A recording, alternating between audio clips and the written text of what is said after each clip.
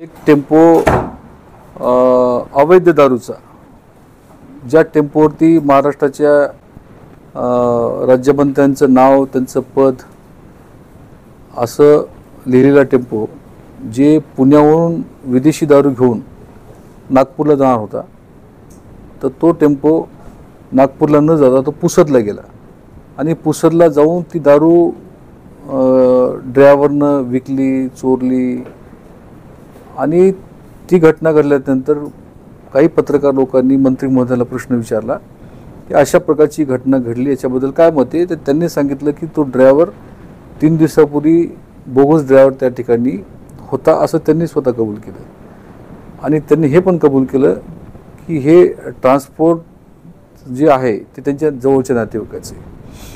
आणि माझं असं वैयक्तिक मत आहे की ही विदेशी दारू नसून ही दारू एक ते नकली दारू आहे, बोगस दारू आहे. जी दारू मार्केटला 25 रुपये, 30 रुपये, 50 रुपयाला ती दारू मिळत असेल, एक ती बॉटल असते ना, आणि ती दारू विदेशीमध्ये ती मिक्स करायची, ती विदेशी दाखवायचीच नाही, तर लेबल लावायचं आणि ते लेबल लावून विदेशी म्हणून दारू विकायची. हे एक अशा प्रकारचं रॅकेट असू शकते, अशा प्रकारची माझी 100% धारणा आहे.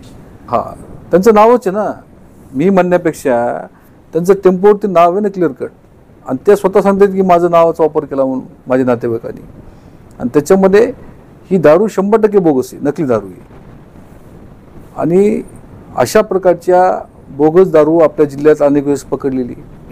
पूर्णा तालुक्यामध्ये एक असंच रॅकेट मागच्या वेळेस सापडलं होतं, तिथं अशीच नकली दारू विदेशीचं स्टॅम्प जिंतूरला अशी पकडलेली. म्हणून माझं असं मत आहे, ह्या सगळ्या गोष्टीचा तपास SIT कडून किंवा CBI कडून हा तपास झाला पाहिजे, एक ही माझी मागणी आहे. जिंतूरमध्ये आज गुटख्याची जोरात विक्री चालू आहे. जिंतूरमधून सगळ्या राज्यामध्ये चालू विक्री आहे. तेलंगणामधून हा गुटखा येतो आमच्या जिंतूरमध्ये, आणि जिंतूरमधून सगळ्या राज्यामध्ये गुटखा विकला जातो. बाप्पा लकडे नावाचा जो मंत्री महोदयाचा जवळचा कार्यकर्ता आहे, रात्रंदिवस सोबत राहतो, तर त्या कार्यकर्ता आज मार्केट कमिटीचा संचालक आहे जिंतूरच्या, त्यांच्या पॅनलमध्ये तो निवडून आलेला आहे. त्याचे अनेक फोटो, अनेक व्हिडिओ माझ्याकडे आहेत, मी तुम्हाला देऊ शकतो. तर जवळपास सगळ्या राज्यामध्ये तो गुटखा विकतो आणि तो गुटखा आणतो तेलंगणामधून, जिथून तेलंगणामध्ये गुटख्याची विक्री सुरू आहे. आपल्या राज्यामध्ये आदरणीय अजितदादा असतील किंवा R.R. पाटील साहेब तेव्हा होते, तेव्हा त्यांनी तो गुटखा बंद केला. पण महाराष्ट्रामध्ये गुटखा बंद नाही आहे. हा गुटखा हा व्यक्ती करतोय. जिंतूरला मटका असेल, हे असे खुलेआम धंदे सगळे सुरू आहेत. म्हणून मी आज मुख्यमंत्री महोदय आणि आदरणीय उपमुख्यमंत्री महोदय यांच्याकडे मी मागणी करणार आहे, या सगळ्या प्रकरणाची सखोल चौकशी SIT नेमून करावी किंवा CBI कडून करावी किंवा CID कडून करावी, अशा प्रकारची मी मागणी करणार आहे.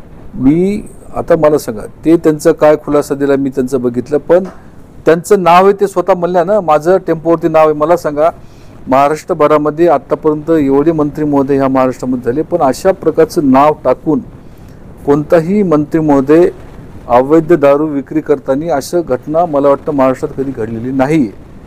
ही अतिशय सिरियस घटना आहे.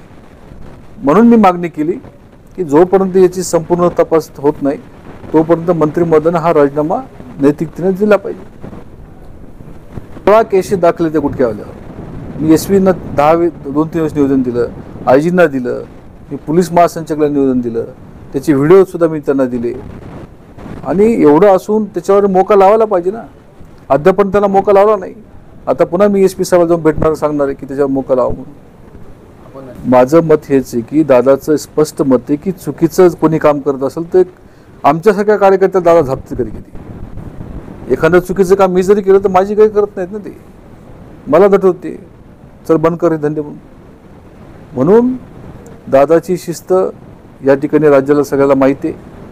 म्हणून माझी या ठिकाणी मागणी आहे की सगळे अवैध धंदे कोणाच्या वरदहस्ताने चालतात, याच्यामागे कोण आहे. राज्यमंत्री तर आहेतच, त्यांच्या कुटुंबातले पण लोक आहेत ना सोबत त्यांच्या. या सगळा तपास झाला पाहिजे, अशा प्रकारची माझी मागणी आहे.